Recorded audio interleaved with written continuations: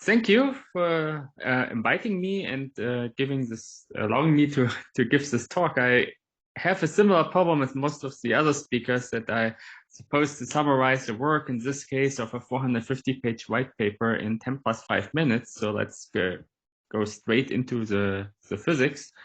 Well, we all know that the LHC was mainly built for heavy sort of physics, like the Higgs boson and all sorts of supersymmetry. And this is expected to appear mainly in the central region. So at high PT, not very forward.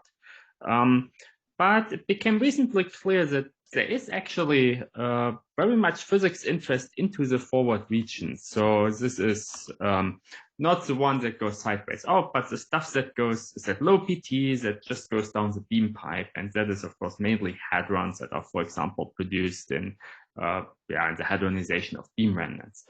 And it has been, first realized by a couple of theorists in Irvine a couple of years ago, that there's actually lots of potential for different sort of physics. So for light physics, like for example, this hadron could decay into neutrinos or even hypothetical particles like light dark matter or light long-lived particles, and that there is a large amount of physics potential that we simply have not explored yet. A lot has happened since then. The first result, and here I catch up on what Yoni said. We managed from the theory paper to gather within less than 2 years all the first data. In this case, we have placed an immersion detector into the one of the LHC tunnels that is conveniently located along the beam axis, and we're able to identify the first neutrino candidates that have ever been seen at the LHC.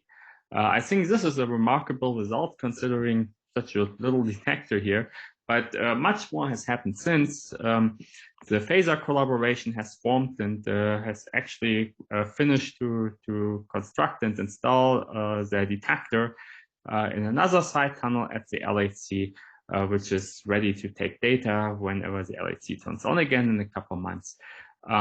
And what I will focus on is a proposal for the high luminosity LHC to expand this idea of searching for neutrinos and for light long-lived particles on a bigger scale, and that's a forward physics facility. The idea here is that one could extract or build a new cavern that is really designed for these kind of experiments, like the neutrino experiment, forward physics experiment, to really use the LHC's physics potential in this way. So this forward physics facility would house a suite of experiments to enhance the physics potential for BSM physics searches, neutrino physics, QCD.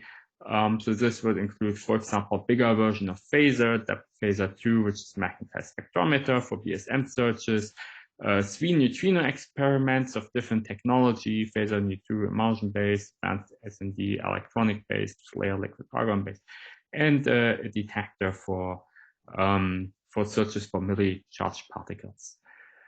Going to the physics, ATLAS provides actually an intense and strongly collimated beam of TV energy neutrinos that goes in this direction, right at these experiments. To give you a feeling of what one would expect for a 10-ton experiment during the high luminosity LHC, we would roughly expect to see hundreds of thousands of electron neutrinos, millions of muon neutrinos, and a couple thousands of even tau neutrino interactions. To put this a little bit into context, we have so far seen a couple handful of tau neutrino interactions at, for example, Donut or Oprah, but that's it. But the LHC already provides a very amazing source of tau neutrinos that's already there that we just need to exploit. Here I show the neutrino fluxes as function of energy for electron, muon, and tau neutrinos.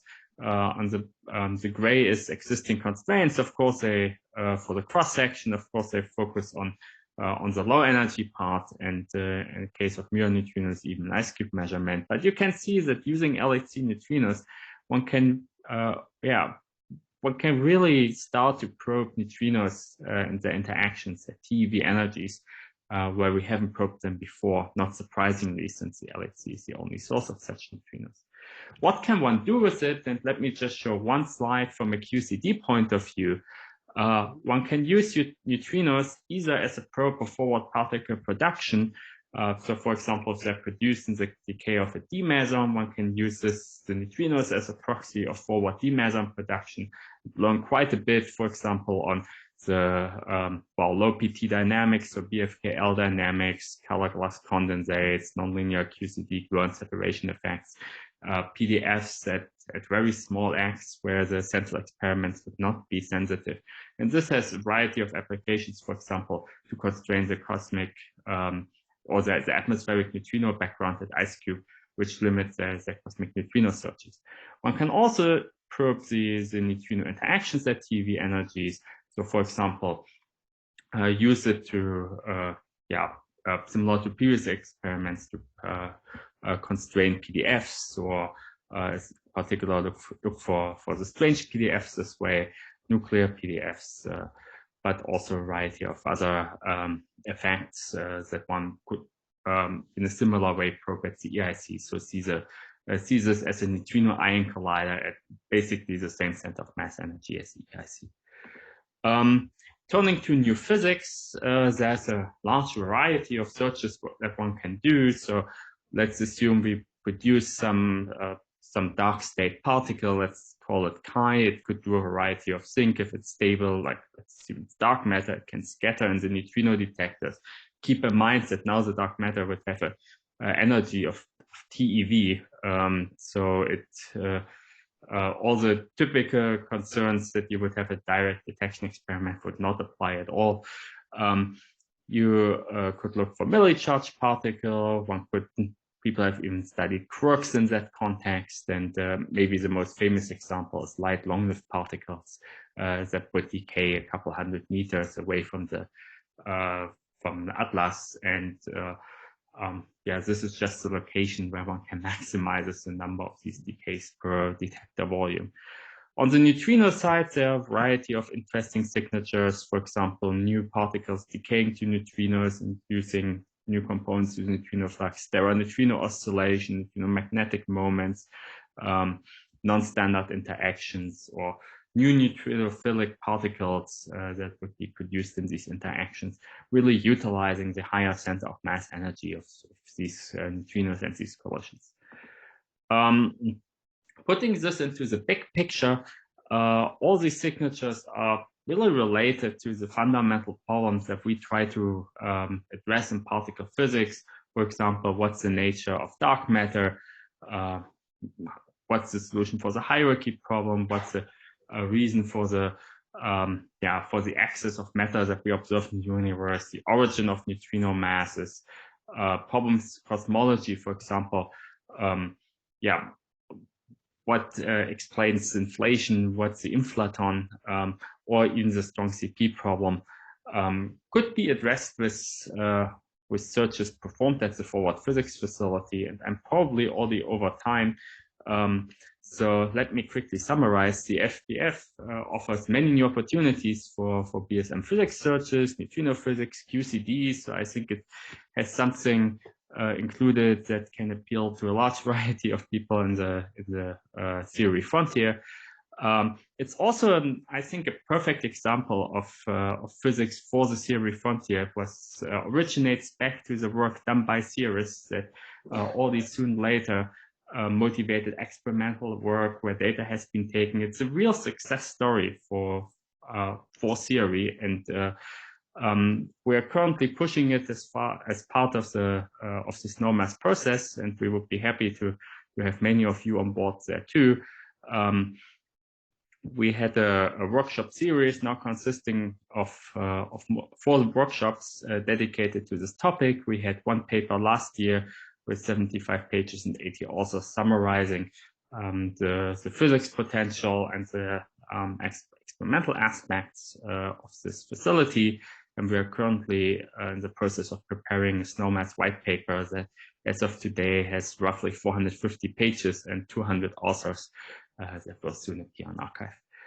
So yeah, we would like to invite all of you to participate in this exciting new forward physics program. And yeah, let me know if you have any questions, and if something comes to your mind later on, feel free to shoot me an email. Thanks.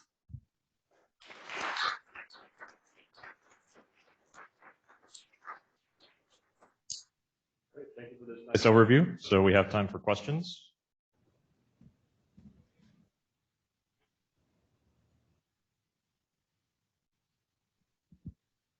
Thanks for the talk, Felix. Jesse Thaler.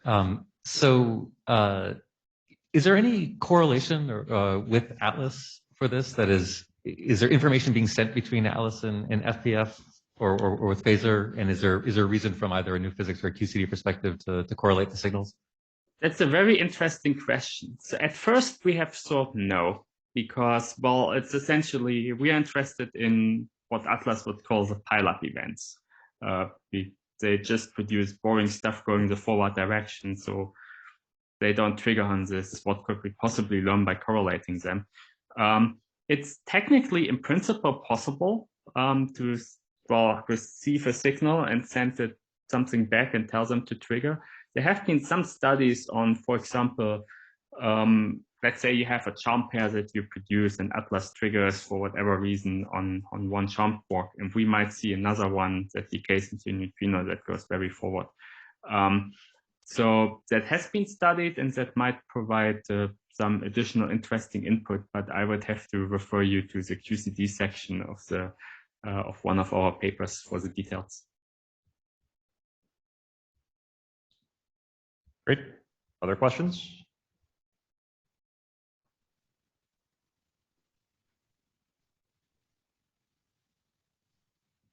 Well, maybe I'll ask a quick question since we're at Snowmass, just sort of thinking towards the far future. Has there been any discussion of sort of similar facilities like this for doing displaced physics at proposed future colliders? We started to think about it. I mean, one issue at the LHC is that we're using the lab tunnel, and in the 80s when that was built, no one ever thought that we would do anything like this. That's why we have been using these side tunnels so far that also originate back from the lab era, and are now thinking about adding a new cavern where you kind of have to start from scratch. But when you build a future collider, you could just build it in a way that easily contains such a new cavern without the typically associated cost. So yeah, I think that's something that we certainly should keep in mind for any of the future colliders as well. Okay, I see a question in the far back.